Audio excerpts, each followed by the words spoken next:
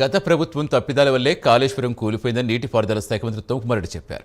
ఖమ్మం జిల్లా మదిరి మండలంలో వంగవీడిలో జవహార్ ఎత్తిపోతల పథకం డిప్యూటీ సీఎం భట్టి విక్రమార్క, మంత్రులు ఉత్తమ్, పొంగులేటి శ్రీనివాసరెడ్డి, వాకిటి శ్రీహరి, కోమటిరెడ్డి వెంకటరెడ్డి కలిసి శంకుస్థాపన చేశారు. గత ప్రభుత్వంలో 7 లక్షల కోట్లు అప్పు చేసిపోయారని మంత్రి ఉత్తమ్ మండిపడ్డారు. విచారణ చేయించడం ఇది రేవంత్ రెడ్డి గారు, భట్టి గారు నేను చేయలే విచారణ. సుప్రీంకోర్టు జడ్జి పిసి ఘోష్ గారు వారి ద్వారా న్యాయ విచారణ చేయించడం. ఆ జ్యుడిషియల్ ఎంక్వైరీలో ఏం జరిగింది?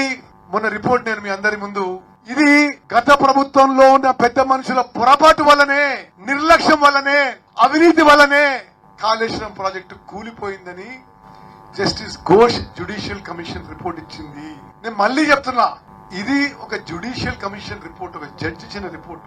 ఇది కాంగ్రెస్ పార్టీకి గాని, ముఖ్యమంత్రికో, ఉప ముఖ్యమంత్రికో, ఇరిగేషన్ మంత్రికి సంబంధం లేదు.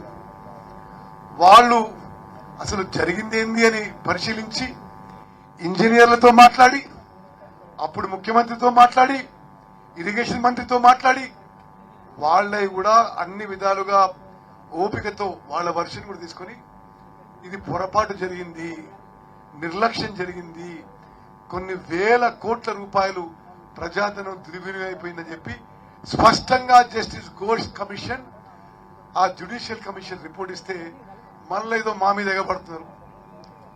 ఈ వేదిక ద్వారా యావత్ తెలంగాణ ప్రజానీకానికి, రైతులకు తెలియజేస్తున్నాం, జస్టిస్ ఘోష్ కమిషన్ రిపోర్ట్ ఒక జడ్జి ఇచ్చిన తీర్పు. ఇది గత ప్రభుత్వంలో ఉన్న పెద్ద మనుషుల నిర్లక్ష్యం వల్ల, అవినీతి వల్ల, కక్కుర్తి వల్ల, తప్పుడు నిర్ణయాల వల్లనే కాలేజ్